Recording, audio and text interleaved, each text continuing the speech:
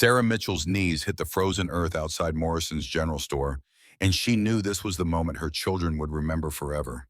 The moment their mother became a beggar. The coins scattered from her trembling hands. 47 cents. She'd counted them 3 times that morning, hoping the number would somehow change. Hoping mathematics would prove merciful for once in her life. It didn't.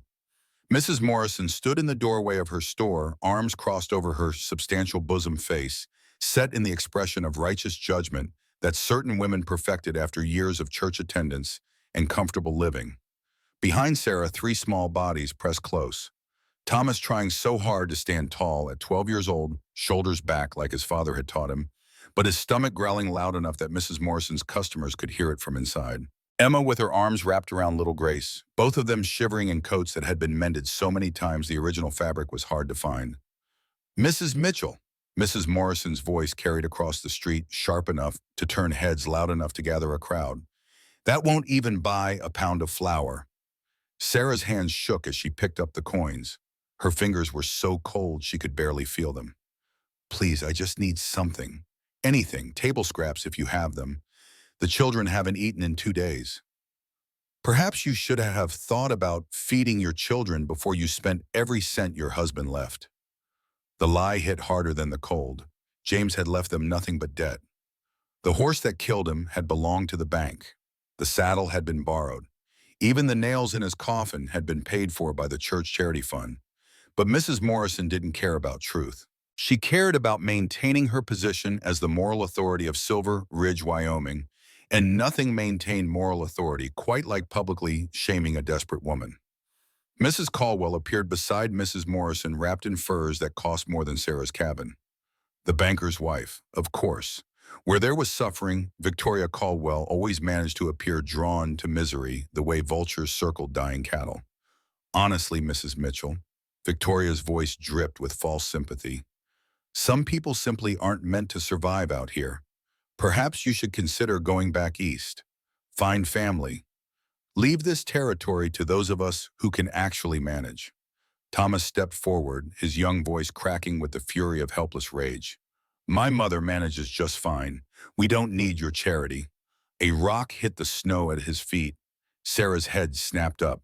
Across the street, a boy of maybe 14 stood with a handful of stones, wearing the mean smile of someone who'd learned cruelty from his parents and perfected it with practice. The blacksmith's son. Sarah couldn't remember his name. Couldn't remember anything except the casual hatred in his eyes. Beggar boy, he called out. You and your beggar mama should leave town. Nobody wants you here. Another rock, this one closer. Stop it! Sarah tried to stand, but her legs wouldn't cooperate. 5 months of grief and hunger and endless work had hollowed her out. He's just a child. Pathetic. A woman Sarah didn't recognize. Absolutely pathetic. Making those poor children stand in the cold while you beg. Have you no shame? Laughter. More people gathering. Sarah felt the weight of their eyes, their judgment, their complete absence of mercy. She thought about James, about how he'd always said Silver Ridge was a good town full of good people. He'd been wrong. Or maybe the town had been good once before Harrison Caldwell bought the bank and started foreclosing on anyone who couldn't pay. For charity became weakness and desperation became moral failure. Please, her voice broke on the word. Someone, anyone, I can work, I can clean, I can mend, I can do anything, just please. Grace started crying. Not loud, just a thin, exhausted sound that made Sarah want to die right there in the street.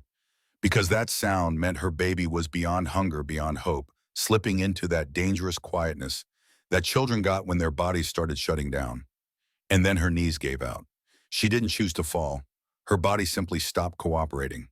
One moment she was standing, the next she was on the ground, frozen mud soaking through her skirt. Grace clutched against her chest, and Thomas and Emma grabbing at her arms trying to pull her up. Mama, please. Thomas's voice cracked completely. Mama, get up. Please get up. Someone laughed. Sarah couldn't see who. Couldn't see anything except the gray sky and her children's frightened faces and the absolute certainty that this was it. This was how they died. Slow and cold and starving in the street while the good people of Silver Ridge, Wyoming watched. Then a shadow fell across them. Sarah looked up. A man. tall, broad-shouldered, wearing a long coat that had seen hard use and a hat pulled low against the wind. She couldn't see his face clearly, just the hard line of his jaw and something in his eyes that made her breath catch. Not pity, not disgust, something else. Something that looked almost like recognition, as if he'd seen this scene before and sworn he'd never see it again. He didn't speak, just stood there, a wall between her family and the watching crowd. "Move along, stranger." Mrs. Morrison's voice had lost some of its confidence. "This doesn't concern you?" The man turned his head slowly.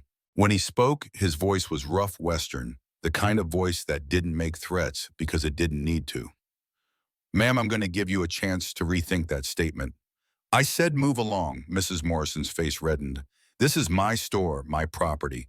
If I want this woman and her children removed, then you'll do it yourself."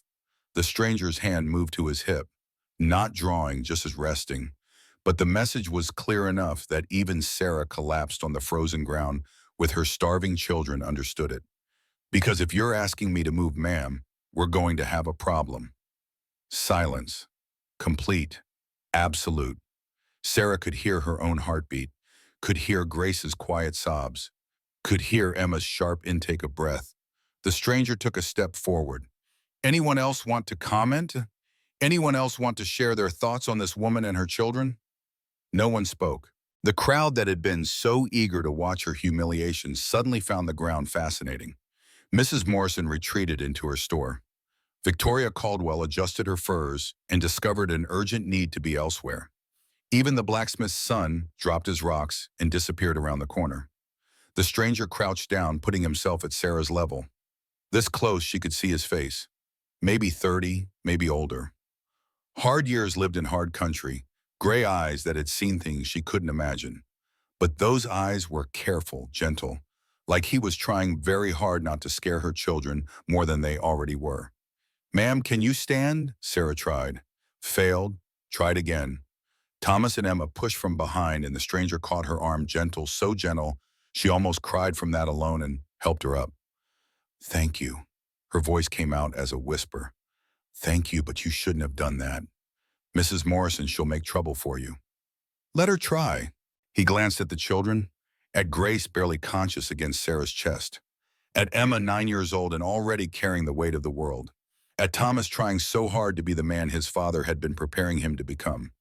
How long since they ate? 2 days. The admission hurt worse than the cold. Maybe 3.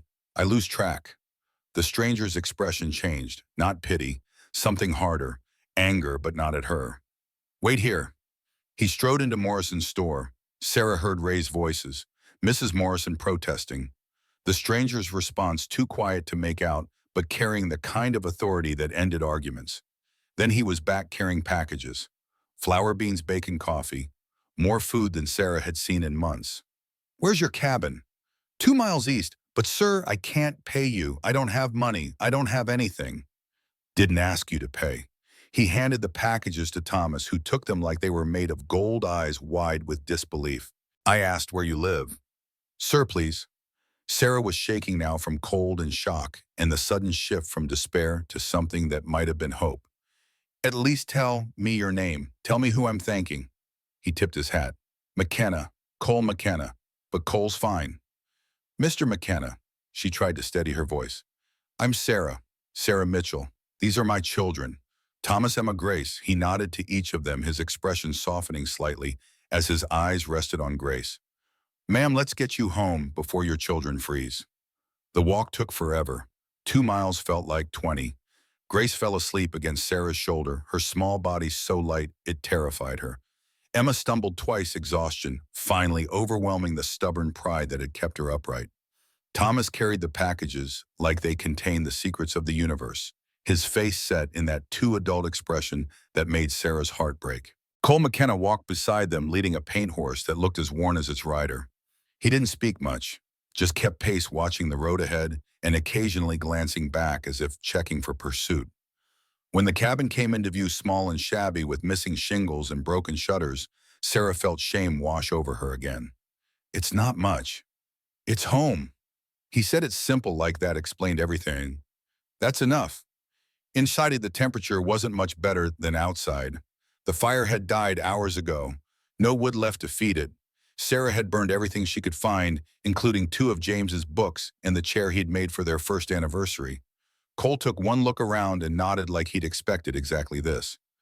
You got an axe behind the cabin, but Mr. McKenna, you've done enough, more than enough. You don't need to do this. Ma'am, when's the last time you ate?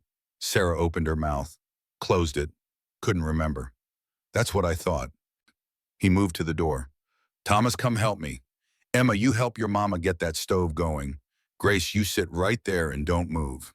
And just like that, her children had orders. Structure. Something to do besides be scared and hungry. Thomas followed Cole outside without question. Emma began gathering kindling from the small pile by the stove. Grace curled up in the rocking chair and watched everything with those two wise eyes. Sarah stood in the middle of her cold cabin and felt tears start. Hot, angry, grateful, terrified. Everything at once. Mama, Emma's small hand slipped into hers. He going to stay? I don't know, sweetheart. I hope he does. The girl's voice was so quiet, so careful. I hope he stays forever. Outside, the sound of an axe biting wood. Steady, rhythmic, the sound of someone who knew exactly what he was doing. Sarah moved to the window and watched Cole swing the axe while Thomas stacked split wood. The man moved with easy efficiency, no wasted motion, and Thomas watched him like he was memorizing every movement. 20 minutes later, they came back inside, arms loaded with firewood. Cole had Thomas start the fire while he unpacked the supplies Mrs. Morrison had grudgingly provided. His movements were precise, economical, the habits of someone who'd spent years taking care of himself. You got a cook pot? Yes. Sarah found her voice, found her spine. Mr. McKenna, I appreciate everything you've done, but I can cook. You don't need to do this. He looked at her, really looked at her, and something in his expression softened. Ma'am, when's the last time you stood long enough to cook a meal? Silence. Right. He found the pot himself, began measuring out beans and bacon. You sit, I'll handle this. Mr. McKenna, I'm not helpless. I can cook for my own children. I know you can, ma'am. I'm not saying you can't. I'm saying you don't have to. Not tonight. Tonight you rest. Let someone else carry the weight for a few hours. The tears came then, no stopping them. Sarah sank into a chair and cried while this stranger, this man named Cole McKenna, cooked beans and bacon and made coffee that smelled like heaven. Thomas sat beside her, put his thin arm around her shoulders. It's okay, Mama. It's going to be okay. I'm sorry. She couldn't stop saying it. I'm so sorry. I should have done better. Should have protected you better. Should have found a way to feed you sooner. I'm so sorry. Mama, stop. Emma knelt at her feet. You did everything. Everything. This isn't your fault. Your daughter's right. Cole spoke without turning from the stove. I heard what happened out there. What they said. And ma'am, none of that was true. None of it. You're not failing. You're surviving. There's a difference. You don't know that. You don't know me. Don't know what I've done wrong. I know a woman who's been carrying weight that would break most men. His voice was quiet but certain. I know a woman who stood in that street and begged because her pride mattered less than her children's lives. That's not weakness, ma'am. That's the strongest thing I've ever seen. The words hit harder than the rocks had, harder than Mrs. Morrison's cruelty, harder than anything, because someone saw her, really saw her, not the desperate widow, not the burden, just Sarah fighting and surviving and still standing despite everything trying to knock her down. Food's ready. Cole ladled beans into bowls. It's not fancy, but it's hot. The children descended on their bowls like wolves. Sarah started to tell them to slow down, to mind their manners, but Cole caught her eye and shook his head. Let them eat. Hunger like that doesn't care about manners. He handed her a bowl. Sarah ate slowly, trying to make it last, trying to remember the last time her stomach felt this full. The food was simple, just beans and bacon and hard bread, but it tasted like salvation. Cole ate standing up, watching the children, watching her. Not intrusive, just present, like he was making sure they were real, making sure this wasn't a dream that would evaporate when he blinked. When the bowls were empty, Grace climbed down from her chair and walked straight to Cole. stood there looking up at him with those impossibly big eyes. "Thank you," she whispered. Cole crouched down, put himself at her level. "You're welcome, little miss. Are you going to leave?" The question hung in the air. Sarah held her breath. Cole glanced at her, then back at Grace. "I don't know yet. Maybe, maybe not. I don't want you to leave." Grace's voice trembled. "Bad things happen when people leave." Cole's jaw tightened, old grief flickering in his eyes. "I know, sweetheart. I know they do." "Then stay." Simple as that. A 4-year-old's logic. Just stay. Cole straightened, looked at Sarah. "Ma'am, I'd like to make you a proposal." A proposal. Her heart started beating faster. "I need work. You need help. Seems like we could help each other." He spoke carefully, like he'd rehearsed this. "I'll fix your cabin repair. Your fences get you through winter. In return, I get a place to sleep and meals. No money, just work and food. Fair trade." Sarah studied him. This stranger who'd appeared out of nowhere and changed everything in the space of an hour. "Why really, Mr. McKenna? Why would you do this?" He was quiet for a long moment. Then his gray eyes met hers, and she saw something in them that made her breath catch. Guilt, grief, a weight he'd been carrying so long it had become part of him. "Because 4 years ago I made a mistake, a bad one, and someone died because of it. Not directly, not exactly, but the consequences were real. A family was destroyed. Children suffered." He paused. "I can't fix what I broke, can't bring back what was lost, but I can make sure your children don't starve. Can make sure they have firewood and a solid roof. And maybe that's enough. Maybe that's how I start making things right." Sarah understood then. He wasn't rescuing her. He was saving himself. "1 month," she heard herself say. "We try it for 1 month. If it's not working, you ride on. No questions asked. No hard feelings. And I sleep in the barn. Not in here." "Yes, ma'am.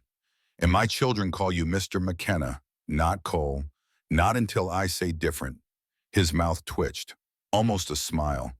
"Yes, ma'am." Sarah extended her hand. "1 month, Mr. McKenna." He took it. His palm was rough, warm, solid, real. "1 month, Mrs. Mitchell." And with that handshake, everything changed. Thomas grinned for the first time in months. Emma clapped softly, hope blooming across her face. Grace climbed back into the rocking chair and fell asleep immediately, her stomach full for the first time in days. Cole gathered his saddlebags. "I'll bed down in the barn. Start on the roof in the morning. Storm's coming in a few days, can see it in the sky." "Mr. McKenna," Sarah stopped him at the door. "Thank you. I don't have words for what you did today. What you're doing, just thank you." He tipped his hat. "Ma'am, you don't owe me thanks. You owe me nothing. This is just two people helping each other survive, that's all." But it wasn't all. They both knew that something had shifted. Something had started that neither of them could name yet. When he left, Sarah sank back into her chair and looked at her sleeping children. Full bellies, warm cabin, a stranger in the barn who'd chosen to stay. Outside, the snow began to fall again. But for the first time in 5 months, Sarah Mitchell wasn't afraid of winter. She was afraid of something else entirely. She was afraid of hoping. Dawn came cold and gray. Sarah woke to the sound of hammering, and for a confused moment couldn't place it. Then memory crashed back. Cole McKenna, the stranger who'd stayed, who'd promised 1 month. She sat up too fast, head spinning. Thomas was already awake, standing at the window with his nose pressed to the glass. "He's fixing the shingles, Mama. Been up there since before sunrise." Sarah joined him at the window. Cole was on the roof, balanced on the steep pitch, like he'd been born there.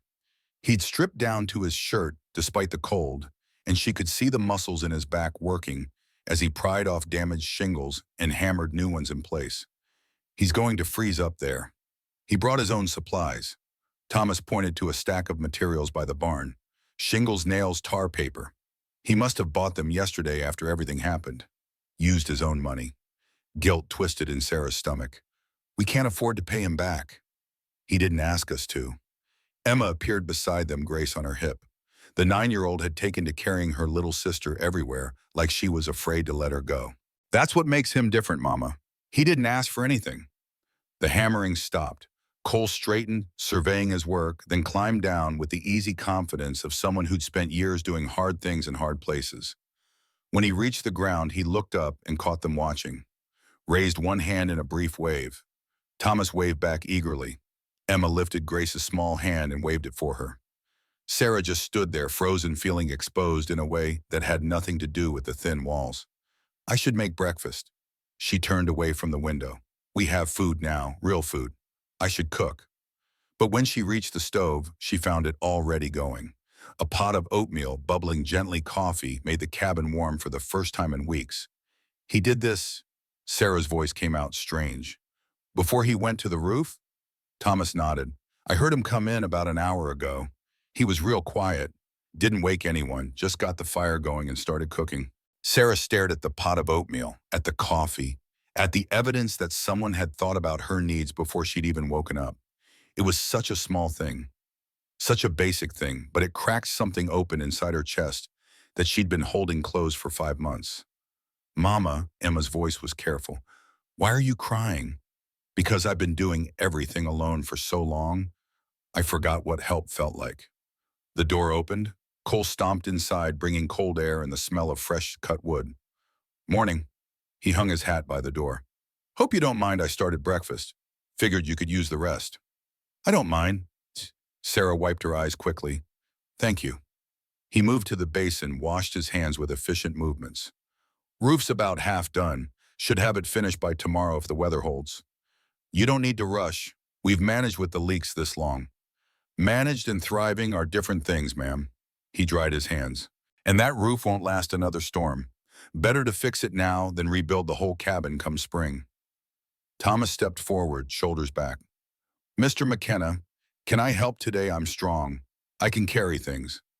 Cole studied the boy, really looked at him, and Sarah saw something pass between them. Understanding, recognition, the beginning of what might become trust. Tell you what, Thomas, I could use someone to hand me tools, keep the work area organized. You think you can handle that? Thomas's face lit up like Christmas morning. Yes, sir, I can do that. Good man, Cole turned to Sarah. That all right with you, ma'am? Sarah looked at her son, at the hope in his eyes, at the desperate need for a male figure to show him how to be the man his father had been preparing him to become. She thought about all the things James would have taught him, all the lessons cut short by a spooked horse and a broken neck. Yes, but Thomas, you stay where Mr. McKenna can see you. And if he says it's too dangerous, you come straight back inside, understood? Yes, ma'am. Thomas was already pulling on his too small coat, his too thin boots. Thank you, Mama, thank you. He was out the door before she could change her mind, running through the snow to where Cole was gathering tools. Sarah watched through the window as the man crouched down to the boy's level, listened to something Thomas said, then nodded, and they walked together toward the barn. He's a good man. Emma said it soft but certain. We don't know that yet. Sarah moved to the stove, started dishing out oatmeal. We don't know anything about him. We know he stopped them from hurting us yesterday. We know he didn't have to, but he did anyway. Emma set Grace down carefully. That's enough, isn't it? Was it Sarah didn't know anymore? 5 months ago, she'd known what was enough. James's love had been enough. Their small cabin and struggling ranch had been enough. The promise of tomorrow had been enough. Then James died, and the definition of enough had shifted. Shrunk. Became simply enough food to keep the children alive. Enough firewood to keep them from freezing. Enough pride to face another day of failure. Now this stranger was redefining enough again. And Sarah didn't know how to feel about it. She made oatmeal with the supplies Cole had bought. Real oatmeal, not the thin gruel she'd been stretching for weeks. Added a precious spoonful of honey. The smell alone made her stomach clench with remembered hunger. Grace woke up and stumbled to the table, rubbing her eyes. Is Mr. McKenna still here? He's outside with Thomas. Emma helped her sister into a chair. Working on the roof. Good. Grace picked up her spoon. I don't want him to leave. They ate in relative silence. The children focused on their food with the concentration of people who'd known real hunger. Sarah forced herself to eat too, though every bite felt like theft. This was Cole's money, Cole's charity. Even if he called it something else, even if he pretended it was fair trade, They both knew the truth. She was dependent on him now, completely, and that scared her more than the hunger had. After breakfast, Emma helped clean while Grace played with her doll by the fire. Sarah watched through the window as Cole and Thomas worked together. The man showed her son how to measure cuts, how to hold tools, how to move with purpose and precision. Thomas soaked up every word like desert soil soaked rain. Around midday, Sarah made sandwiches from yesterday's bread and took them outside. Found Cole and Thomas at the fence line clearing debris and pulling out rotten posts. Lunch, she held out the plate. Thomas grabbed a sandwich, immediately too hungry to wait. Cole hesitated, then accepted one with a nod of thanks. "Mrs. Mitchell, I wanted to ask about your husband's ranch. What was he raising, cattle, horses?" The question caught her off guard. "Horses, mostly. He trained them, breaking them for saddle, teaching them to work. He was good at it." "I noticed the corral's empty." Cole took a bite of sandwich, watching her carefully.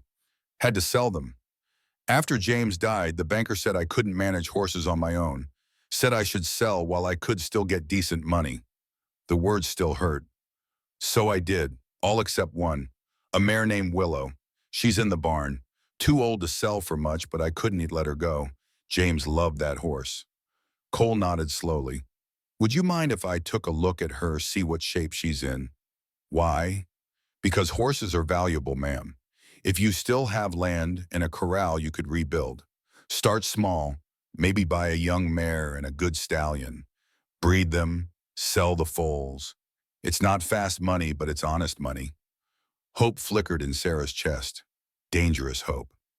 "I don't have money for breeding stock. I barely have money for food." "Not yet." Cole took another bite. "But spring's coming. In spring, ranchers need help with branding, fencing, building. I can hire out, make enough to buy stock. If you're willing to wait, if you're willing to try." Thomas's eyes went wide. "Really, we could have horses again?" "Maybe." Cole's voice was careful. "Can't promise anything, but we could try." Sarah looked at this stranger who kept saying we instead of you. This man who was already planning months ahead when their agreement was only for 1 month. "Why do you care?" The question burst out before she could stop it. "Why does it matter to you what happens to this ranch?" Cole met her eyes, held them, and in his gray gaze she saw something that made her breath catch. Not pity, not obligation. Something deeper. Something that looked almost like need. "Because someone needs to care, ma'am. And right now I'm the someone who's here." The afternoon passed in the rhythm of work. Cole finished the roof sections he could reach safely, then moved to building a proper woodshed. Something with a roof to keep the firewood dry through winter. Thomas helped, learning as he went, asking questions that Cole answered with patience Sarah hadn't expected. Emma kept house, watching her little sister and starting to prepare dinner from the supplies they now had. Grace napped in the rocking chair, finally secure enough to sleep deeply. And Sarah worked at Chen's store, her first day of actual employment in 5 months. Ruth Chen met her at the door with a warm smile and a list of tasks. Edward Chen treated her like any other employee. No pity, no judgment, just business. The town people who came in stared, whispered. Some turned around and left rather than be served by the desperate widow who'd begged in the street. But others, enough others, simply bought their supplies and left. And at the end of the day, Ruth pressed $3 silver into Sarah's palm. "See you Thursday." $3. It wasn't enough. Cole had been right about that. But it was hers, earned, not given out of charity or obligation or guilt. And that mattered more than the amount. She came home to find the fence finished, the barn door repaired, the wood shelter completed, and stacked full of split logs. Cole and Thomas were in the corral with Willow, the old mare Sarah hadn't been able to sell. The horse looked better than she had in months. Coat brushed, hooves trimmed, moving with something like her old spirit. "Mama, look," Thomas called when he saw her. "Mr. McKenna says Willow's still got good years left. Says we can use her for breeding if we can find the right stallion." Sarah leaned on the fence rail and watched Cole work. He moved around the horse with quiet confidence, his hands gentle but firm, his voice low and soothing. Willow responded to him like she'd known him all her life, not just a handful of hours. "She trusts you," Sarah said. Cole looked over. "Horses are simple, ma'am. You treat them fair, they trust you." People are more complicated. Are they? Or are people just like horses, treat them fair, and they'll trust you too? Maybe. He ran his hand down Willow's neck. But horses don't lie, don't pretend, don't smile while they're planning to kick you. People do all that and more. Sounds like you've been kicked a lot. Enough times to learn. That evening they had dinner together. The five of them crowded around the table that was too small passing food and talking about their days. Thomas described everything he'd learned about fence building. Emma reported that Grace had finally learned to tie her own shoes. Grace demonstrated proud and beaming. Cole was quiet, mostly listening, occasionally answering direct questions, but never volunteering much about himself. He'd given them his worst secret that first night. Since then, he'd retreated into careful politeness. Present but distant. There but not quite. It bothered Sarah more than she wanted to admit. After dinner, Cole helped Thomas with his arithmetic while Sarah mended clothes. Emma read to Grace from their one book, a collection of fairy tales with a cracked spine and water-stained pages. The words still worked, though. The stories still transported. Mr. McKenna, Thomas said, staring at his slate. How do you figure percentages? Let me see. Cole leaned over the boy's shoulder. All right, say you've got 100 head of cattle and 20% die in winter. How many you lose? Thomas screwed up his face in concentration. 20. That's right. Now, how'd you figure that? Because 20% means 20 out of every 100. Exactly. Cole tapped the slate. It's just division, son, taking the whole and breaking it into parts. Once you understand that, the rest is easy. Son. The word slipped out so naturally that Sarah wasn't sure Cole even noticed. But Thomas did. His face lit up like Christmas morning, and he bent over his slate with renewed determination. I'll get it, Mr. McKenna. I promise I'll get it.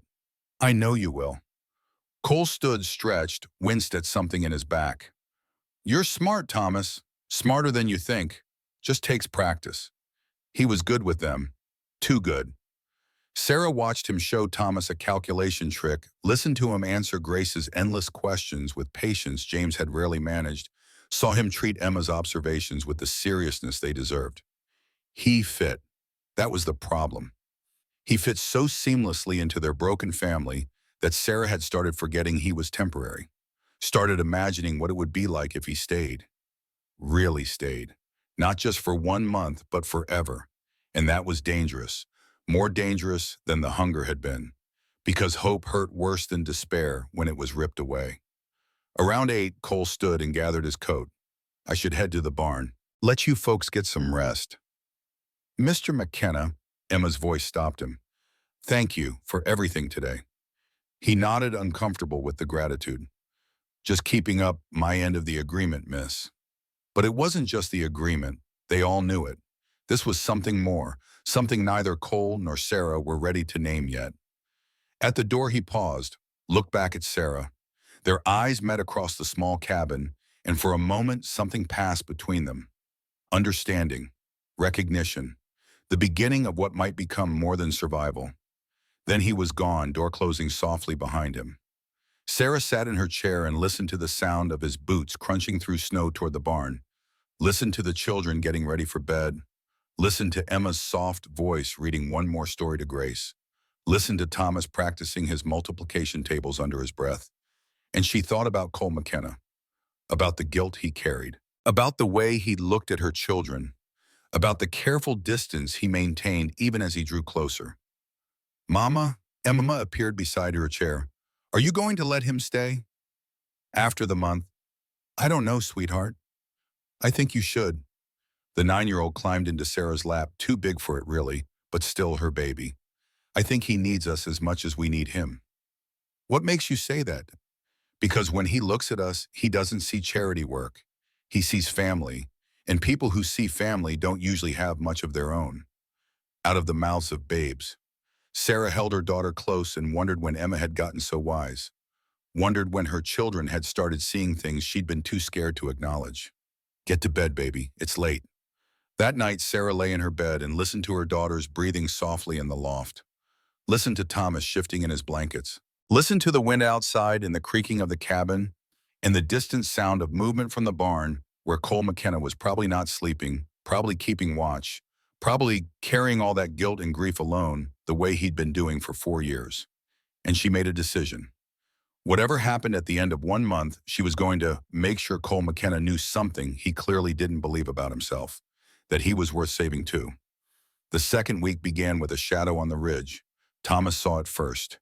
Day 8 since Cole had arrived and the boy had taken to checking the fence line every morning the way his father had taught him. Responsible, watchful, trying so hard to be the man of the house, even though he was still just 12 years old. "Mama!" He came running back to the cabin, breath misting in the cold air. "There's someone watching us, up on the North Ridge." Sarah's blood went cold. "What do you mean watching?" "A man on horseback, just sitting there, staring down at our place." Cole appeared from the barn, moving faster than Sarah had seen him move before. "Describe him." "Big, scarred face, I think. Hard to tell from this far, but he wasn't moving, just watching." Cole's expression hardened. Not quite fear, recognition. "Matthew Briggs." He said the name quietly like a prayer or a curse. "He found me." "Who's Matthew Briggs?" Sarah heard her voice come out steady despite the fear crawling up her spine. "Someone from Texas. Someone I hurt." His expression hardened. "Thomas, get inside. Stay with your mother and sisters." "But Mr. McKenna, I can help. I can watch for trouble." "The best help you can give me right now is keeping your family safe." Cole's voice was gentle but firm. "Please, son, I need to know they're protected." Thomas hesitated, then nodded and ran inside. Cole turned to Sarah and she saw something in his gray eyes that made her chest tight. Guilt, old guilt that had never healed. "Is he dangerous?" She kept her voice low. "He thinks he has reason to be." "Does he?" Cole was quiet for a long moment, watching the distant ridge where the rider had been. "4 years ago, I killed his brother, the man I told you about. Robert Briggs. Matthew's been looking for me ever since." "What does he want?" "Justice, revenge. Sometimes those things look the same from certain angles." He glanced at her. "Sarah, I'll leave if you want me to. Right now, before he comes down here and brings trouble to your door." Sarah thought about it. Really thought about it. Thought about her children, about their safety, about the very real possibility that this Matthew Briggs would hurt them to hurt Cole. Thought about the smart thing, the safe thing, the thing that would protect her family from violence they didn't deserve. Then she thought about the last 8 days, about full bellies and warm fires and Thomas learning to be a man from someone who understood what that meant. About Emma smiling again. About Grace sleeping through the night without nightmares. About hope fragile and new but growing stronger every day. "No," she said, "you're not leaving." "Sarah, you don't understand what he might do." "Then help me understand, but do it while we prepare, not while you're riding away." Cole studied her for a long moment. His face softened, not quite a smile, relief maybe, or gratitude. "All right, but we do this smart. No one goes anywhere alone. Children stay within sight of the cabin.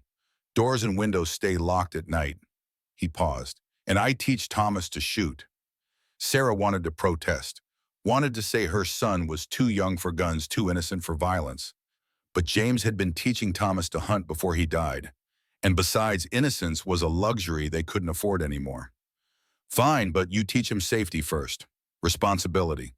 That guns are a last resort, not a first option." "Yes, ma'am." The next 3 days passed in careful tension. Cole worked during daylight, but kept his rifle close.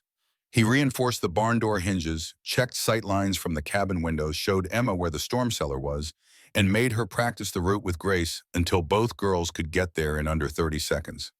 "If I tell you to run," he explained, crouching down to their level, "you take your brother and sister and go. Don't argue, don't hesitate. Just go. Can you do that?" Emma nodded, solemn as a judge. "Is someone going to hurt us?" "Not if I can help it, but smart people prepare for the worst and hope for the best." On the 10th day, Matthew Briggs came down from the ridge. Sarah was at Chen's store working her Thursday shift. The children were home with Cole, who'd been teaching Thomas the basics of firearm safety using an unloaded rifle. How to check the chamber, how to carry it safely, how to never point it at anything you didn't intend to shoot. Matthew rode up slowly, hands visible, no weapons drawn. But his presence alone was a weapon. He was a big man, scarred and weathered, with eyes that had seen too much loss and not enough mercy. Cole stepped out of the barn, positioning himself between the rider and the cabin where the children watched from the window. "Deputy McKenna," Matthew's voice carried across the yard. "Been a long time." "I'm not a deputy anymore, Matthew. Haven't been for 4 years." "No, you're not." Matthew dismounted slowly, keeping his movements careful. "You're just Cole McKenna now, drifting cowboy, working for a widow and her children. Very noble." "What do you want?" "What I've always wanted, what you took from me." Matthew took a step closer. "Justice for Robert." The shooting was investigated, ruled justified by the county sheriff, the Texas Rangers, and a territorial judge. Because the law said pointing an empty gun at your own daughter is worth dying for. Matthew's voice went hard. "You had a choice, deputy. You chose to pull that trigger." Cole didn't flinch. "I gave warning. I aimed to wound. He moved at the wrong second. If I could take it back, I would, but I can't. So I live with it. Every single day." Thomas appeared in the cabin doorway, his father's old rifle in his hands. Not pointed at anyone, just held, ready. Matthew studied the boy. "That's your son?" "No, but I'm teaching him what his father would have taught him if he'd lived." How touching. Matthew's scarred face twisted. "Teaching another man's boy while mine grows up in an orphanage. You see the irony there, deputy." Every day, the two men stood facing each other across 20 feet of snow-packed earth. Sarah would learn about this later, would hear the story from Emma, who watched from the window with Grace pressed against her side.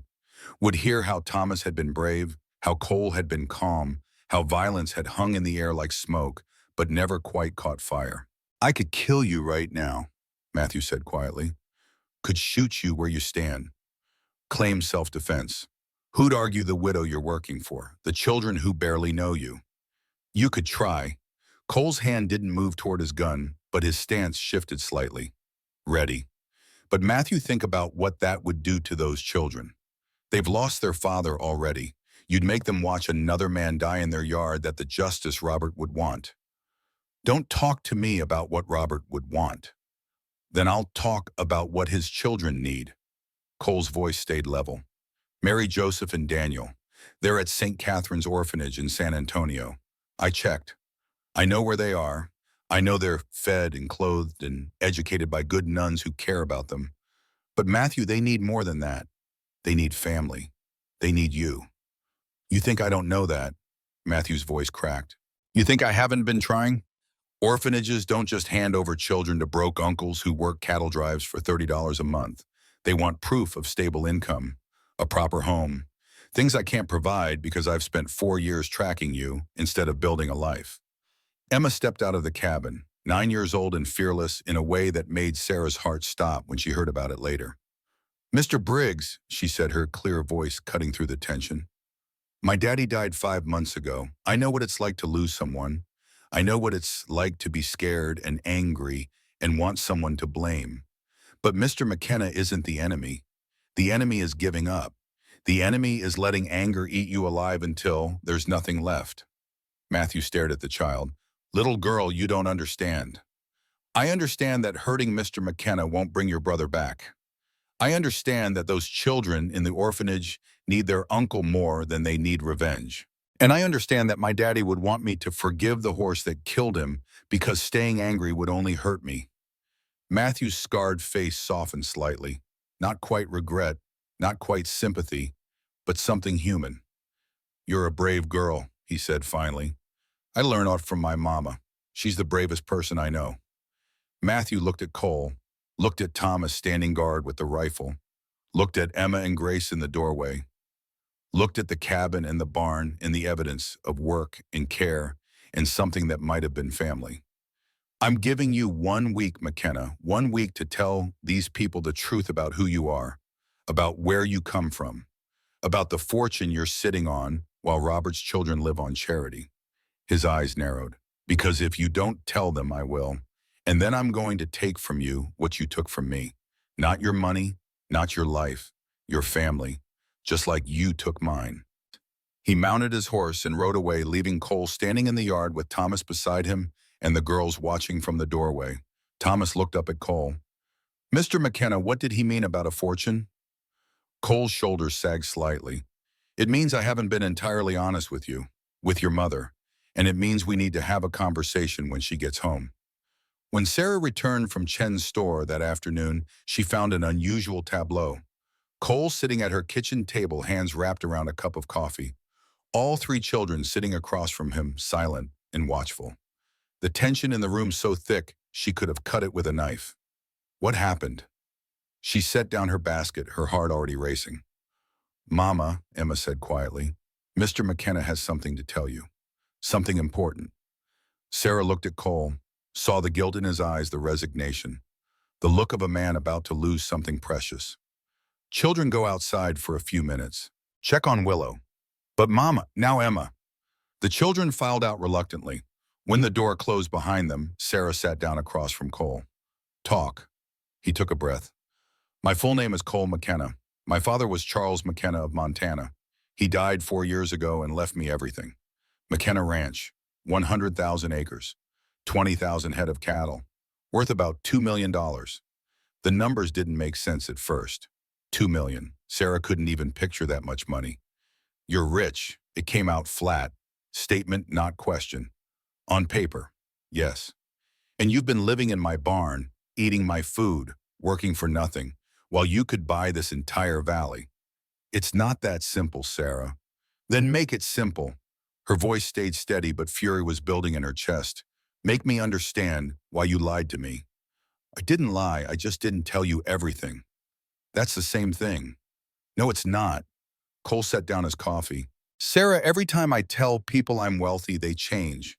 They stop seeing me. They see money, opportunity, something they can use. You saw me, just Cole, the man who fixed your roof and played with your children and chopped wood in the cold. I didn't want to lose that.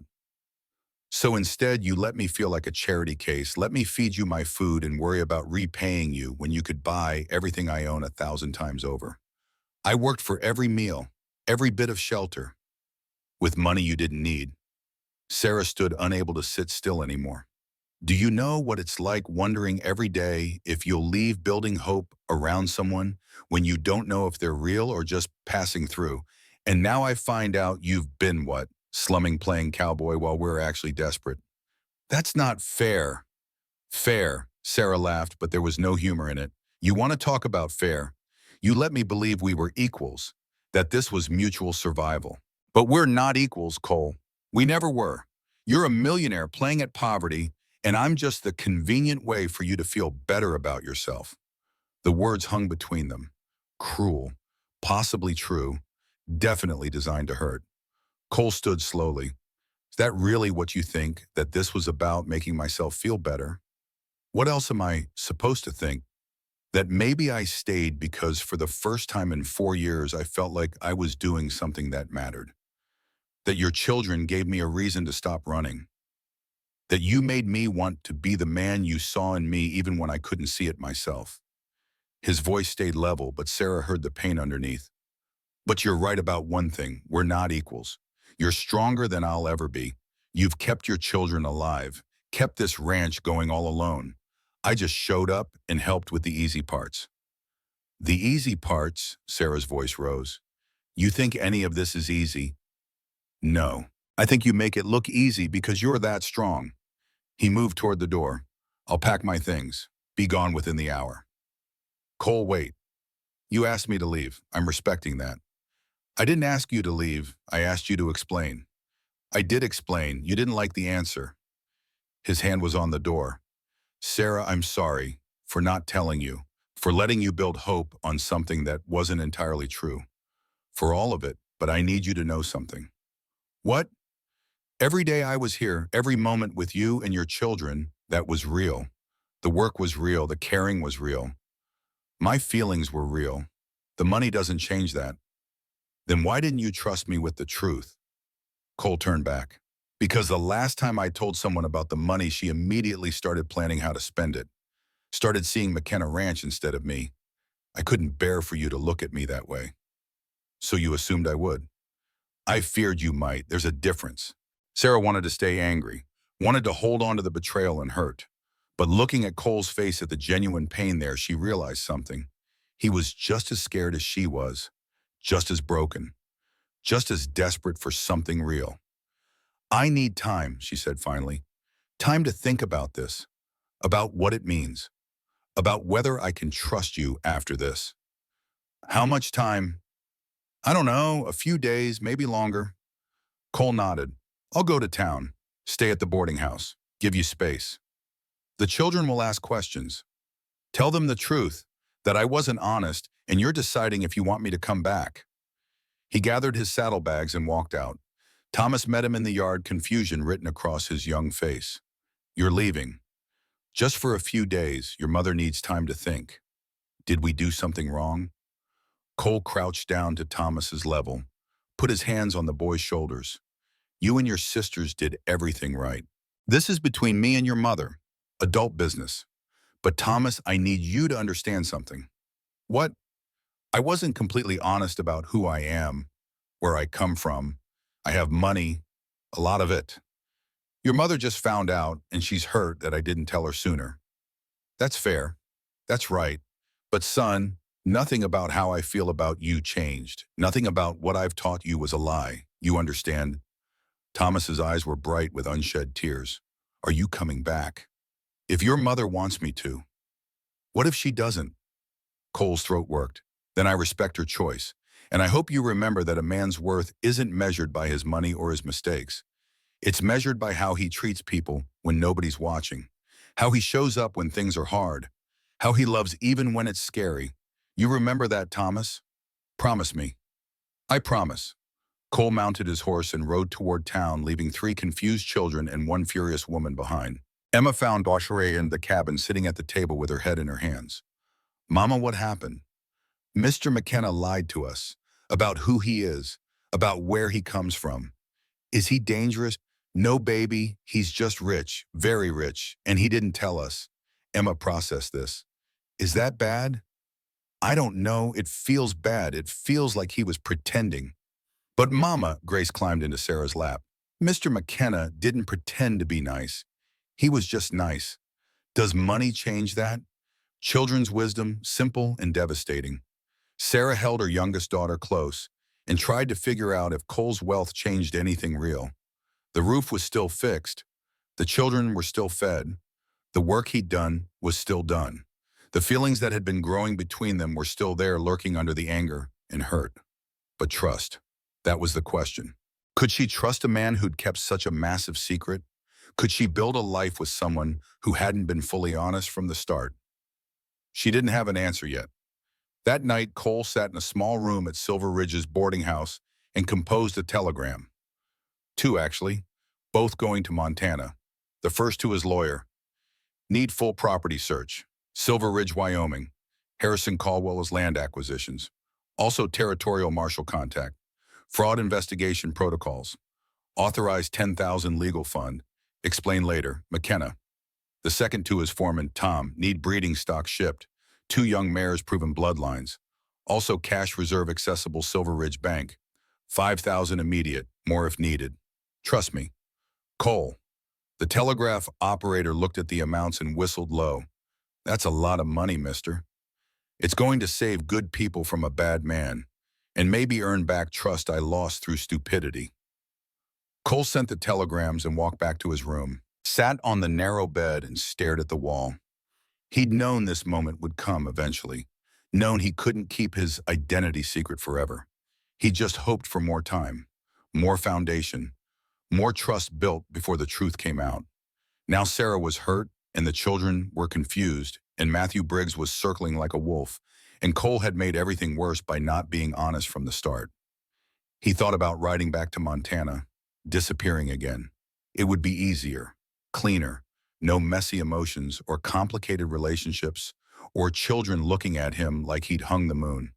But then he thought about Thomas's face when they'd finished the roof, about Emma's observation that he'd been teaching them about forgiveness, about Grace climbing into his lap and declaring they were family now, about Sarah's eyes when she looked at him, trust beginning to bloom despite her fear. He couldn't run, not this time. Even if Sarah ultimately decided she didn't want him, he had to stay and face it. had to prove to himself that he could stand still when things got hard. So he stayed in that small room and waited, and hoped. On the morning of day 12, things got worse. Sarah was home with the children when Harrison Caldwell arrived. Three men with him, all carrying papers, all wearing the expressions of people about to do unpleasant business with legal backing.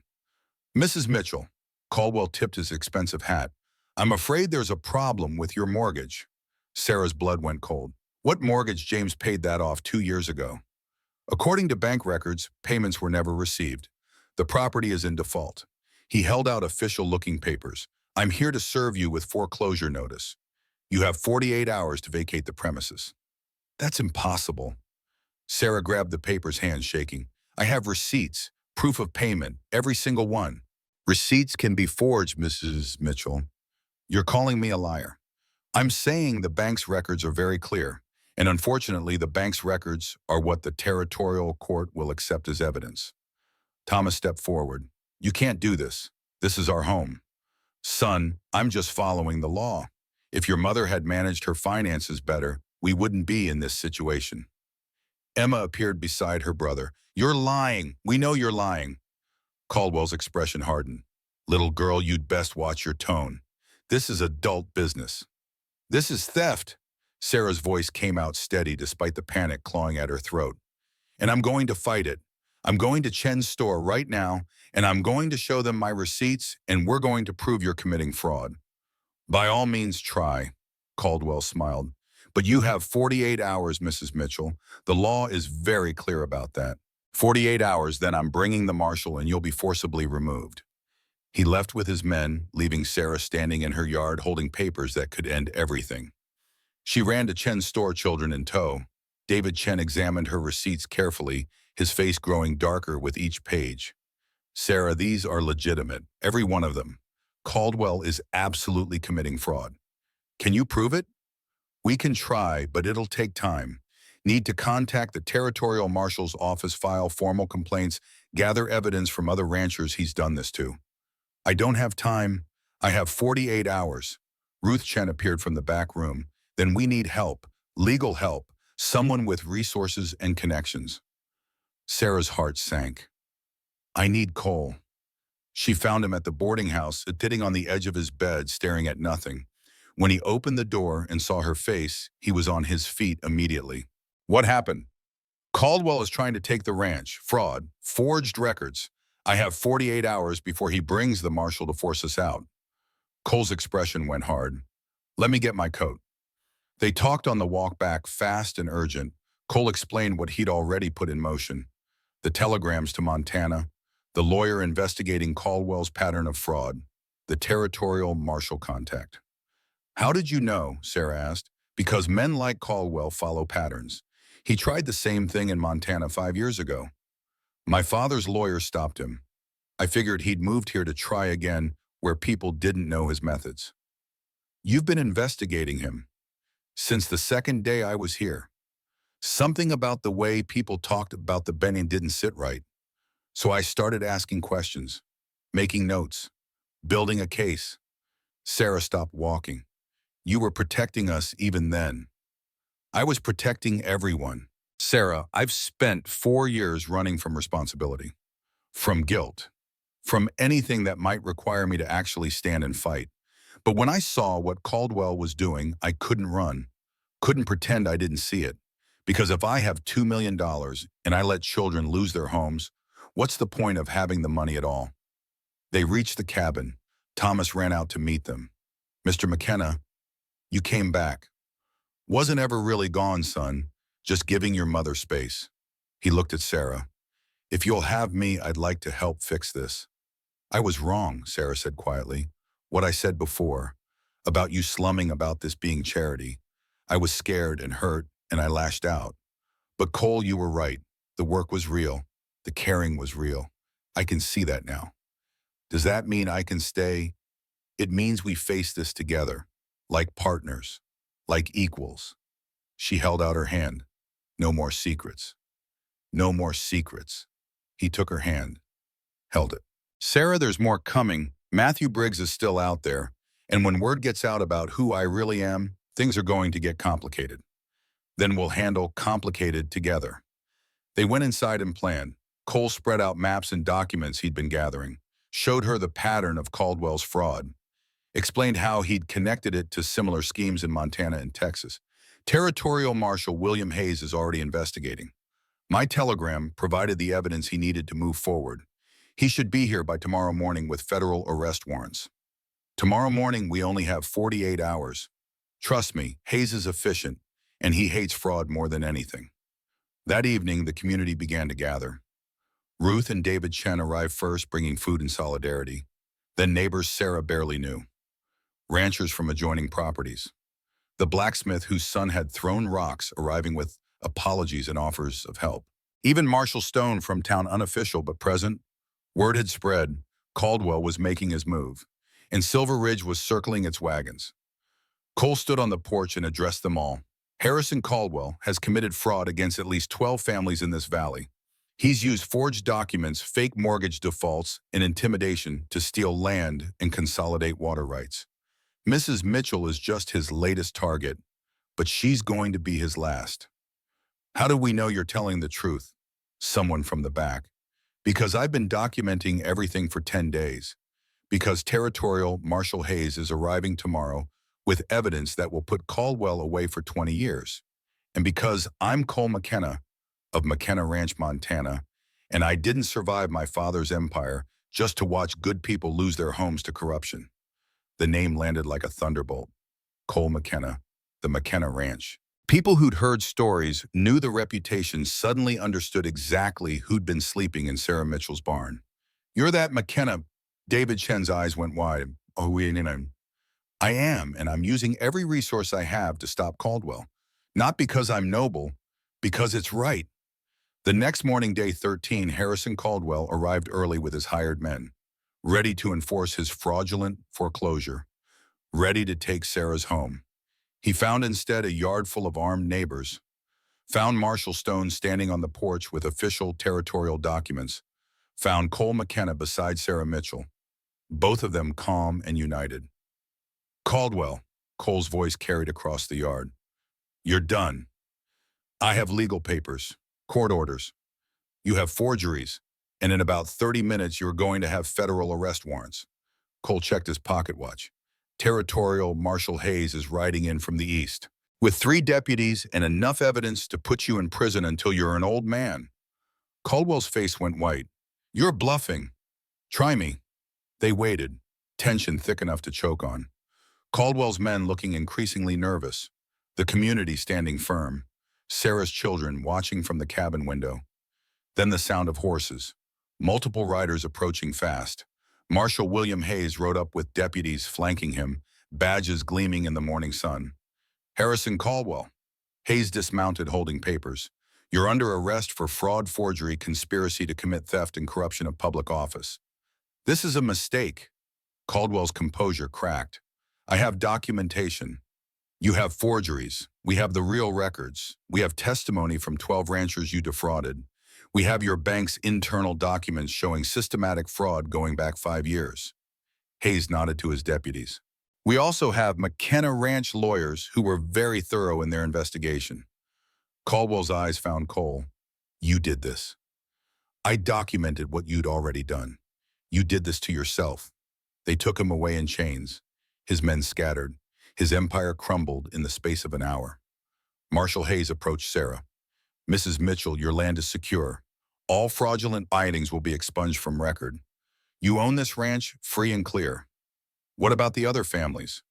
Caldwell's properties will be liquidated, restitution paid. Every family he stole from will be made whole. Hayes turned to Cole. That was good work, McKenna. Your father would be proud. After everyone left, after the crisis passed and the community celebrated, and life began returning to something like normal, Sarah and Cole found themselves alone by the creek. You saved us, she said simply. We saved each other. He took her hand. Sarah, I need to tell you everything. No more secrets. No more holding back. Are you ready? Yes, so he told her. About his father building an empire from nothing. About inheriting it and feeling unworthy. About the shooting that had haunted him. About Matthew Briggs and the children in the orphanage. about running for 4 years, working odd jobs, trying to earn the right to live with himself. And then I found you, he said quietly. Found your children, found purpose, found a reason to stop running. Sarah, I don't know if I deserve this. Deserve you, but I want to try.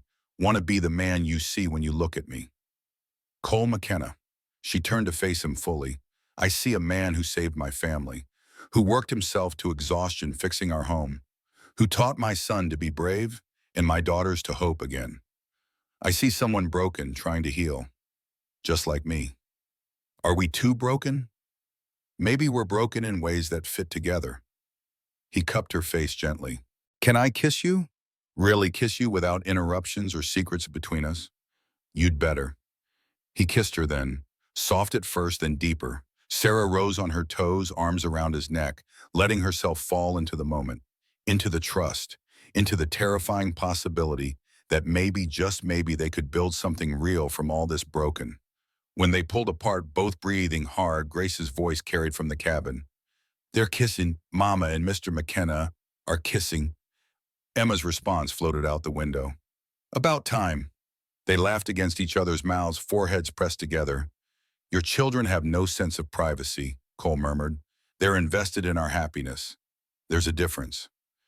Sarah, there's one more thing. Matthew Briggs is still out there, still planning something. This isn't over. Then we'll face it. Together. As partners. As partners. He kissed her again, softer this time. I love you, Sarah Mitchell. I know it's too soon. I know we're still figuring this out. But I love you. I love you too. The words came easier than she expected. And you're right, it's too soon. It's too complicated. But I don't care. I'm done being careful. Done protecting myself from hope. You're worth the risk, Cole McKenna. Even with all my baggage. Especially with your baggage. Because that baggage made you the man who stopped for us. Who saw us when everyone else looked away. Who chose to stay when leaving would have been easier. They walked back to the cabin, hand in hand. Found all three children waiting on the porch, grinning like they'd won a prize.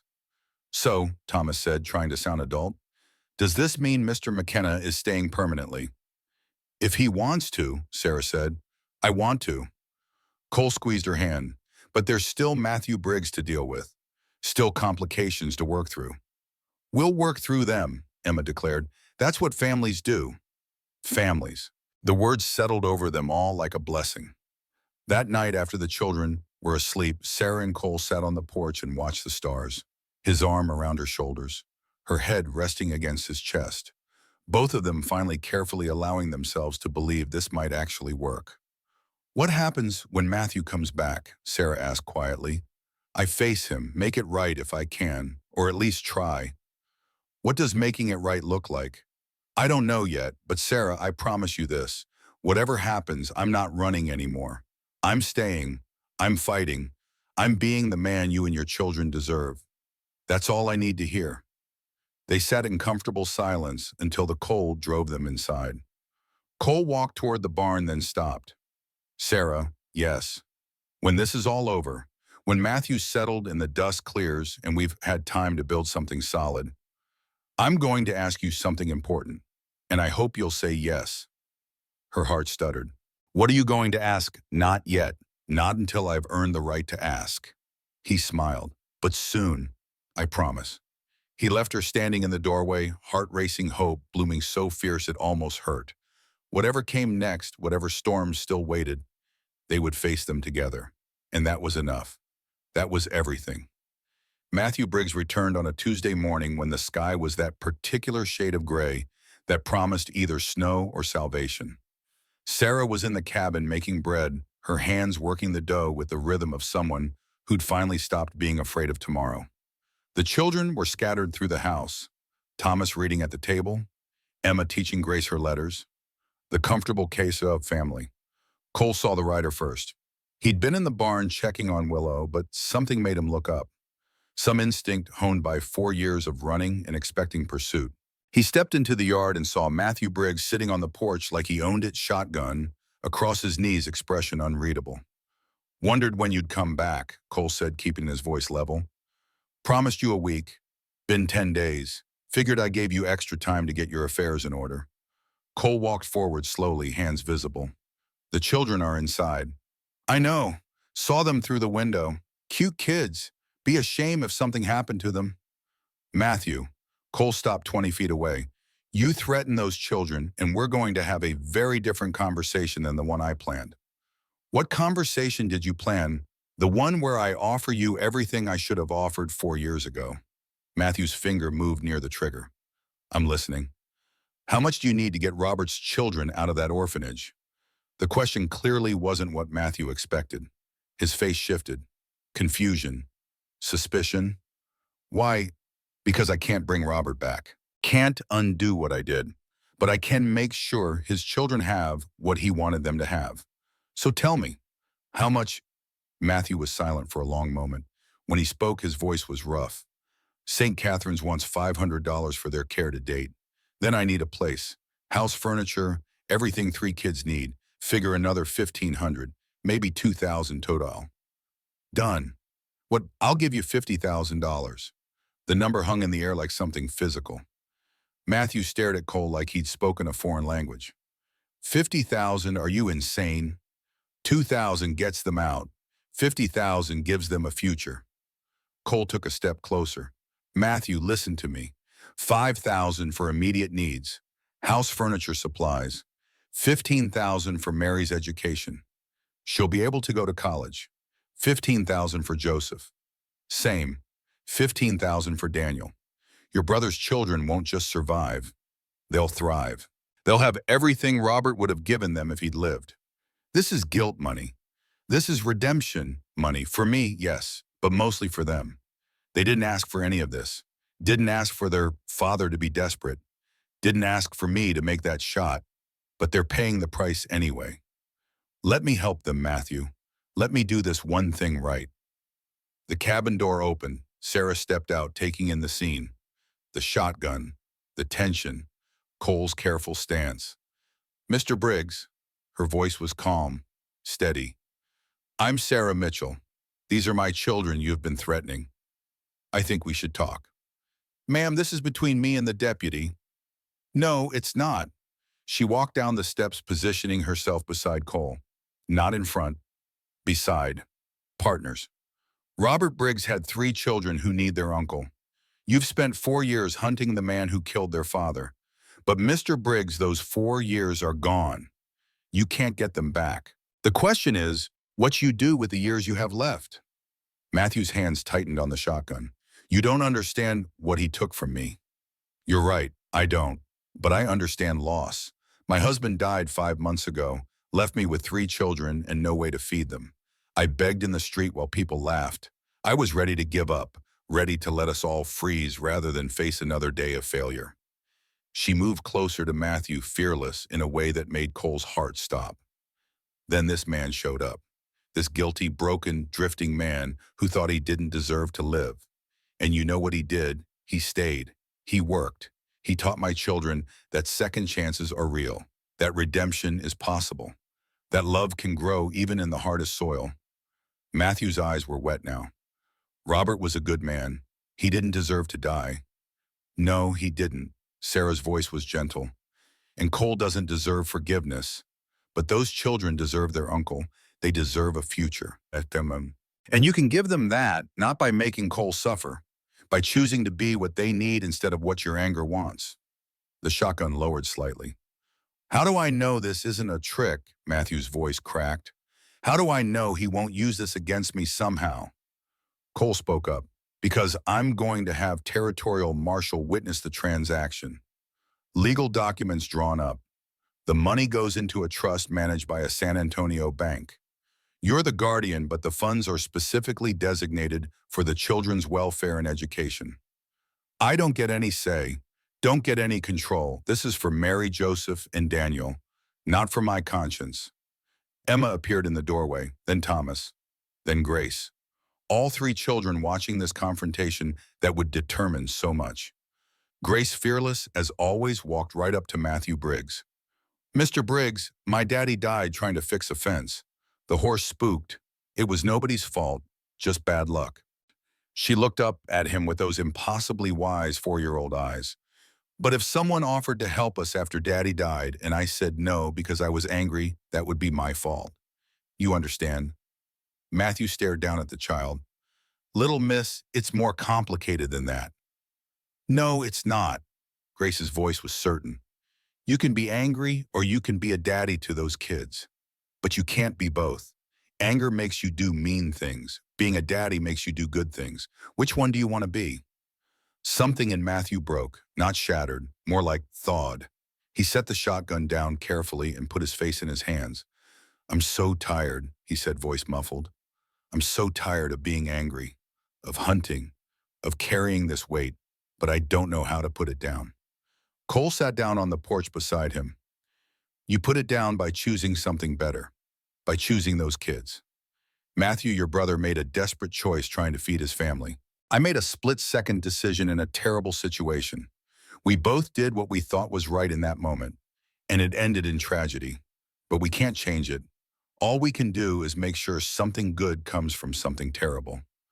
Robert would have hated me for wasting 4 years on revenge, Matthew whispered.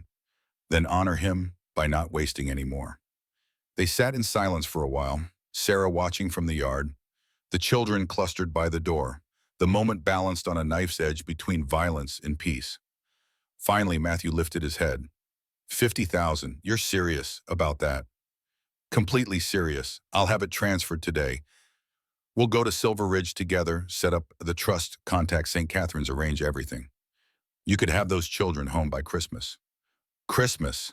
Matthew laughed, but it was broken. Mary asked for that in her last letter, asked if Uncle Matthew could bring them home for Christmas. Then let's make it happen. Matthew extended his hand. Cole took it. The handshake lasted longer than necessary. Two men who'd been enemies finding something that might eventually become respect. I don't forgive you, Matthew said clearly. I can't, not yet, maybe not ever. I don't expect you to. I just want to help your family. Robert's family. Same thing. Matthew stood, picked up his shotgun. I'm going to hold you to this, McKenna. If this is a trick, if you try to use this against me or those children, I will come back and finish what I started. Understood. But Matthew, it's not a trick. It's just the right thing to do. After Matthew rode away with a promise to return the next day for the bank arrangement, Sarah found Cole sitting on the porch steps with his head in his hands. Are you all right? I don't know. He looked up at her. 4 years I've been carrying that weight. And in 5 minutes, a 4-year-old child cut straight to the truth. Be angry or be a daddy. How did Grace know that? Children see things clearly. They haven't learned to complicate simple truths yet. Sarah sat beside him. You did a good thing today, Cole. I did the bare minimum. Offered money I didn't earn to fix a problem I created. You offered redemption to Matthew, to those children, to yourself. She took his hand. That's not the bare minimum. That's courage. They sat together as the gray sky finally decided on snow. Soft flakes drifting down, covering the yard in white that looked like a fresh start, like possibility. Sarah, Cole said quietly, I need to tell you something. What? When this is all settled, when Matthew has those children home and we've had time to build something solid between us, I'm going to ask you to marry me. Her heart stopped. Cole, I know it's too soon. I know we have things to work through, but I need you to know my intentions. Need you to know I'm thinking long-term, forever term. Partnership that lasts until we're old and gray and watching grandchildren play in this yard. He turned to face her fully. I want to build an empire with you, Sarah. Not the money kind, the family kind, the kind that matters. Ask me now, she whispered. What? Don't wait. Ask me now. Sarah, I haven't earned the right to ask yet. You earned it the day you told me to stop begging, the day you chose to stay, the day you gave Matthew $50,000 to help children you've never met. She cupped his face. You earned it 100 times over, Cole McKenna. So ask me now. He stood, pulled her up with him, then dropped to one knee right there in the snow. I don't have a ring yet. I have my mother's ring, but it's in Montana, and I wanted to wait until I could do this properly. His voice shook slightly. But Sarah Mitchell, will you marry me? Will you be my partner in everything? Will you let me be a father to your children and build a future that honors both what we've lost and what we've found? Yes. No hesitation. No doubt. Yes to all of it. He stood and kissed her, deep and thorough and full of promise. The children cheered from the window. The snow fell harder. And somewhere in Texas, 3 children in an orphanage had no idea their lives were about to change forever. The next 2 weeks blurred together in a rush of arrangements and revelations. Cole and Matthew went to Silver Ridge and set up the trust. $50,000 transferred from McKenna Ranch accounts to a fund specifically designated for Mary Joseph and Daniel Briggs. Territorial Marshal Hayes witnessed everything, ensuring legal validity. Ruth Chen organized a community celebration when word spread about Caldwell's arrest and Matthew's redemption. Food appeared, music, dancing in the Mitchell yard despite the cold. Silver Ridge remembering how to be a community again instead of just frightened individuals. Cole stood on the porch and addressed them all. Harrison Caldwell stole from you. Stole land and dignity and hope. That's ending. Marshal Hayes is ensuring restitution. Every family Caldwell defrauded will be made whole. And I'm establishing a community fund, $20,000 for widows, struggling families, anyone who needs help. No interest, flexible terms. We take care of our own. The response was overwhelming. Gratitude, relief, hope blooming across tired faces. But the moment Sarah remembered most clearly came later that evening. After the celebration wound down and most people had left, Matthew Briggs approached them with 3 children in tow.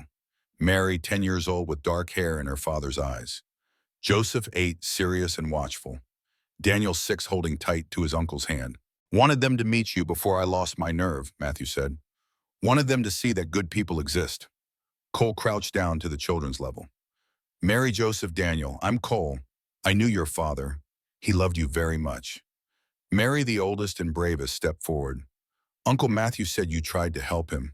That something went wrong. That's right. I was a lawman. Your father was in trouble. I made a choice and your father died because of it. I'm sorrier than I can ever express. Uncle Matthew said you gave us money so we could have a house. This from Joseph. I did, because you deserve a home and a family and everything your father wanted to give you. Little Daniel looked up at Cole with solemn eyes. My daddy died trying to feed us. Uncle Matthew said that's not your fault. Said sometimes bad things just happen. Your uncle is a wise man. Mary extended her small hand. My pa used to say everybody makes mistakes. Good people try to fix them. Thank you for trying to fix yours, Mr. McKenna. Cole took her hand, his own trembling. You're very much like your father. He'd be proud of you. After they left, after promises to visit once the family was settled in Texas, Sarah found Cole in the barn. He was sitting in the stall with Willow, face buried in the mare's neck, shoulders shaking. She didn't say anything, just sat beside him and held him while he cried. For Robert Briggs, for 4 years of guilt, for the weight he'd carried and was finally slowly learning to put down. It doesn't make it right, he said, finally, voice rough. Giving them money doesn't bring their father back. No, but it gives them a future. That matters, Cole. That matters so much. 2 weeks later, they married. Simple ceremony at Silver Ridge Church. The whole territory attended. Ruth Chen stood for Sarah. Marshal Hayes stood for Cole. Thomas, Emma, and Grace stood between bride and groom, making it clear this was a family uniting not just 2 individuals. Reverend Walsh kept it brief, talked about second chances and communities supporting their own and love that survives hardship. When he pronounced them husband and wife, the church erupted in applause. The kiss was soft, reverent, a promise made public and binding. At the reception afterward, Cole pulled Sarah aside. I have something for you. He opened a small box. Inside was a silver ring with a blue stone. Simple, beautiful, clearly old. This was my mother's. Only thing I kept from home. My father gave it to her when they had nothing but each other and a dream. I want you to have it. Sarah's hand shook as he slipped it on her finger. Perfect fit, like it had been waiting for her all along. I love you, Cole McKenna. I love you, Sarah McKenna. He tested her new name, smiled. That sounds right. It sounds perfect. They danced under the stars. The children played with other children. The community that had watched Sarah beg in the snow 6 weeks ago now celebrated her triumph. And somewhere in Texas, Matthew Briggs was signing papers to bring 3 orphans home. Spring came early that year. By March, the snow was melting and grass starting to green. Cole used the last of his savings to buy 2 young mares quality breeding stock from Montana, arranged to borrow a proven stallion from a neighboring ranch. By summer, we'll have foals on the ground, he explained to Thomas, as they worked on expanding the corral. By next year, we'll have stock to sell. Year after that, Mitchell McKenna Ranch will have a reputation for quality horses. Mitchell McKenna Ranch. Thomas grinned. That's what we're calling it. Your mother's name comes first. Always. This was her place before I got here. Will be her place long after I'm gone. Sarah, overhearing from the porch, felt her eyes sting. Cole never missed an opportunity to honor James. To make clear, he wasn't replacing anyone, just adding to what already existed. Cole, she called, can you come here a moment? He jogged over. What's wrong? Nothing's wrong. Something's right. She took his hand, placed it on her still flat stomach. I'm pregnant. He stared at her. Pregnant? We're having a baby. Due in October. The joy that flooded his face was almost painful to witness. A baby. Sarah, we're having a baby. We are. He picked her up and spun her around, laughing. The children came running. When they heard the news, the celebration started all over again. That summer, a letter arrived from Texas, Matthew's handwriting neat and careful. Dear Cole and Sarah, the children are home, really home. Mary is at the top of her class. Joseph wants to be a rancher like his pa. Daniel follows me everywhere, calls me Papa Matthew now, which makes me cry every time. Mary asked if she could write to you. I'm enclosing her letter. She has questions about her father. If you're willing to answer honestly, I think it would help. You didn't just give us money, you gave us a future. Robert would be grateful. I know I am. Your friend Matthew Briggs. Inside was a second letter in a child's careful script. Dear Mr. and Mrs. McKenna, Uncle Matthew says you knew my pa. Can you tell me what he was like? I'm starting to forget his voice. That scares me. Also, thank you for helping us. Uncle Matthew says you didn't have to, but you did anyway. That means you're good people. Your friend Mary Briggs. P.S. Daniel wants to meet you. Can we visit? Cole wrote back that evening. Dear Mary, your father was brave. He loved you, your brothers, and your mother more than anything in the world. He made a hard choice trying to take care of his family in an impossible situation. I wish I'd made a different choice that day. But since I can't change the past, I'm trying to honor your father's memory by making sure you have everything he wanted for you. You're always welcome to visit. Spring is beautiful in Wyoming. Your friend, Cole McKenna. Fall came with gold leaves and cool mornings. Sarah's pregnancy progressed smoothly. Thomas, now 13, managed significant aspects of the horse operation under Cole's guidance. Emma kept the books with mathematical precision that impressed even the Montana accountants. Grace, fearless as ever, was already training the young horses with skill beyond her years. On October 15th, Sarah went into labor. Ruth Chen attended. The birth was long but uncomplicated. And when the baby finally arrived, a healthy boy with strong lungs, in his father's eyes, Cole held him with shaking hands. Samuel, Sarah said softly. We'll call him Samuel, after James, so he knows he's connected to what came before, not just what comes after. Cole's eyes were bright. Samuel McKenna, that's perfect. He understood what Sarah was doing, honoring the past while building the future, making sure James's memory lived on in this child who would never know him, but would carry his name forward. Winter came and went. Samuel grew. The ranch prospered. Letters arrived regularly from Texas. Mary, Joseph, and Daniel were thriving under Matthew's care. The trust fund ensured their education. The house was full of love. Robert Briggs' children had what he died trying to give them. On the first anniversary of their wedding, Sarah and Cole sat on the same porch where he'd first kept watch. Baby Samuel asleep in Sarah's arms. The older children playing in the yard. The ranch stretching around them, productive and alive. Do you remember this time last year, Sarah asked, when I fell in the snow outside Morrison's store? Every detail, worst and best day of my life. Why best? Because I found you, found them, found purpose, found myself. He took her hand. Sarah, do you ever wonder what would have happened if I'd kept riding that day? Every night, and every morning I wake up grateful you stopped. I almost didn't. I saw the crowd and thought about how much easier it would be to just keep going, to not get involved, to let someone else handle it. What changed your mind? Cole thought about it. Grace, I saw her in your arms barely conscious, and I remembered that little girl in Texas, Robert's daughter, the one who screamed at me. And I thought if I ride past this, if I let these children suffer when I can help, then I really am the monster she called me. So I stopped. One decision changed everything. One decision saved me. They sat in comfortable silence watching their family. Thomas teaching Joseph Briggs visiting for the week how to break a young horse. Emma showing Mary her bookkeeping system. Grace and Daniel racing through the yard laughing. Samuel gurgling contentedly in his mother's arms. We should tell them, Cole said suddenly. Tell them what? The whole story, all of it. They're old enough now. They should know how we got here, how this family was built from broken pieces. Sarah considered this. You think they're ready? I think they need to know that good things can come from bad situations. That redemption is real. That second chances matter. So that evening after dinner, they gathered everyone. Thomas, Emma, Grace, and the Briggs children who were visiting, told them the complete story.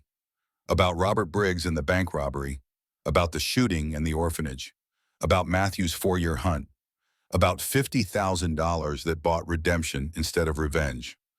The children listened rapt. When the story finished, Mary spoke up. Mr. McKenna, can I ask you something? Of course. Do you still feel guilty about my pa? Cole didn't hesitate. Every day, but Mary, I've learned something. Guilt that just sits there and hurts doesn't help anyone. Guilt that drives you to do better, to help others, to build something good from something terrible. That kind of guilt has purpose. Your father died. I can't change that. But I can make sure his death meant something. That his children had futures. That other families didn't suffer the way yours did. That's how I live with the guilt. Mary nodded slowly. I think my pa would like that. I hope so. Daniel, 6 years old and still young enough for simple truths, climbed into Cole's lap. Mr. Cole, are you my friend? I hope I am. Good, because friends help each other, and you helped us a lot. The clarity only children possess, cutting through years of adult complexity. The years passed with the steady rhythm of seasons and growth. Thomas became a territorial marshal at 22, known for fairness and wisdom beyond his years. Emma revolutionized cattle accounting and taught her methods at the new agricultural college. Grace earned a reputation as the best horse trainer in 3 territories. Samuel grew strong and curious, a bridge between past and future. The twins Rose and Hope arrived 2 years later, filling the house with chaos and joy. And baby James, named for the grandfather he'd never meet, completed the McKenna family 5 years after that. But the moment that mattered most came 10 years after that first day in the snow. Spring 1893. Thomas, now 22 and married, brought his new wife Anna Chen to visit. David and Ruth's daughter. The family connections deepening and interweaving. They gathered for dinner. Multiple generations around an expanded table. Sarah and Cole graying but still strong. Their children and the Briggs children, now young adults, successful and thriving. Thomas's new bride. The sound of laughter and stories and family. After dinner, Daniel Briggs, now 16, approached Cole. Mr. McKenna, Uncle Matthew told us what happened to my pa. Told us everything, the whole truth. Cole went still. Daniel, I'm sorry. If you have questions or anger or anything you need to say, I'll listen. I just have one question. What? You've spent 15 years trying to make it right, trying to fix what happened. When does that end? When do you forgive yourself? The question hit like a fist. Cole looked around the table. At Sarah, his partner in everything. At Thomas, who'd become the marshal Cole had been. At Emma, brilliant and kind. At Grace, fearless and gentle. At Samuel, who carried James's name forward. At all the children who'd grown up knowing that redemption was possible because they'd watched him earn it day by day. Maybe I already have, he said slowly. Maybe forgiveness isn't a moment. It's a lifetime of choosing to do better, of showing up, of loving people even when it's hard, of building something good from something terrible. Daniel nodded. That's what Uncle Matthew said you'd say. He wanted me to tell you something. What? That my pa would be proud, not of what happened, but of what you did after, of the man you became, of the family you built. Uncle Matthew says that's real redemption, the kind that lasts. Cole's throat closed. Thank you for telling me that. And Mr. McKenna, one more thing. Yeah, I want to come work for you this summer, learn the horse breeding business. Uncle Matthew says it's the best program in the territory, says I could learn a lot. Cole looked at Matthew, who nodded. Boy's got talent with the animals. Could use proper training. I'd be honored to teach you, Cole said. That night, after everyone had gone to bed, Sarah and Cole sat on their porch one more time, watching the stars, listening to the quiet sounds of a ranch at peace. Do you ever think about that day, Sarah asked, when you found us in the snow, every single day? Do you regret stopping? Not for 1 second. Best decision I ever made. Even with all the complications, the guilt, Matthew Caldwell, all of it, especially because of all that. Sarah, if I'd kept riding, I'd still be drifting, still running, still hollow. You gave me a reason to stop, to stand, to fight. You gave me a family and a purpose and a life worth living. We saved each other. Every single day we keep saving each other. They sat in comfortable silence. Behind them, the house full of sleeping children. Around them, the ranch they'd built together. Above them, the stars that had witnessed their journey from desperation to triumph. Sarah's voice was soft. Cole McKenna, do you know what I'm most grateful for? What? That you were broken in exactly the right way. That your guilt drove you to stop instead of keep riding. That your need for redemption matched my need for hope. We were broken in ways that fit together. Like puzzle pieces. Exactly like puzzle pieces. The wind picked up, carrying the smell of spring grass and horses and the promise of tomorrow. Somewhere in the house, young James started crying. Sarah stood to tend to him, paused. Coming to bed soon. In a minute. Just want to sit here and be grateful for a while. She kissed the top of his head and went inside. Cole stayed on the porch counting his blessings. A wife who trusted him when she had no reason to. Children who called him father and meant it. The Briggs family, redeemed and whole. A community that had embraced him despite his past. A ranch that thrived. A life that mattered. He thought about Robert Briggs, dead 10 years now. Thought about that moment in the bank when everything went wrong. Thought about how one split second had shaped a decade. I hope you can see them, he said quietly to the stars, to Robert's memory, to whatever came after. Your children. They're magnificent. Mary's going to be a teacher. Joseph's buying his own ranch. Daniel wants to train horses. They're everything you wanted them to be. I didn't give them that. Matthew did. Your brother saved them. I just helped. But I hope you know. I hope wherever you are, you know they're safe and loved and whole. The wind answered, or maybe it was just wind. But Cole chose to believe it was Robert Briggs, finally at peace, finally forgiving. He stood and walked inside, past the children's rooms where his family slept. Thomas and Anna in the guest room, the young couple building their own future. Emma's room, though she was visiting friends in Silver Ridge. Grace's room already filled with horse training manuals and ribbons from competitions. The twins Rose and Hope sharing their room, 8 years old now, and inseparable. Samuel's room, the 10-year-old who'd someday run this ranch. And the nursery where 3-year-old James slept, the youngest McKenna, named for a man he'd never meet, but whose legacy lived on. To the bedroom he shared with Sarah. She was in bed already, lamplight, making everything warm and golden. Everything all right? She asked. Everything's perfect. He climbed into bed beside her and thought about how far they'd come. From desperate widow and guilty drifter to this, to family, to home, to love that had survived everything trying to destroy it. Outside, the snow that had started falling covered the ranch in white, but inside everything was warm, safe, right. Cole McKenna had spent 4 years running from his guilt, spent 10 more years earning redemption, and now finally he could rest. Could be the man Sarah saw when she looked at him, could be the father his children needed, could be the friend Matthew Briggs had become, Jonathan Faxton had become, could be whole. Sarah's hand found his in the darkness. Do you know what you're thinking about? Everything, and he said quietly. The shooting, the guilt, the drifting, the widow in the snow, the decision to stop. One decision, she whispered. One decision, one moment. Everything changed. Thank you, he whispered to Sarah, to his children, to the universe. Thank you for letting me stay. Thank you for stopping, she whispered back. They slept that night with their family surrounding them and their ranch spreading out into the darkness. Imperfect, complicated, built from broken pieces and second chances, but real. So real it hurt sometimes with how much he loved it. And when Cole McKenna finally closed his eyes, he didn't see that bank in Texas or Robert Briggs falling or a little girl screaming. He saw Sarah's face that first day, saw her knees hitting the frozen earth, saw the moment he'd chosen to stop running and start living, saw redemption, hard won, carefully built, finally earned. That was enough. That was everything.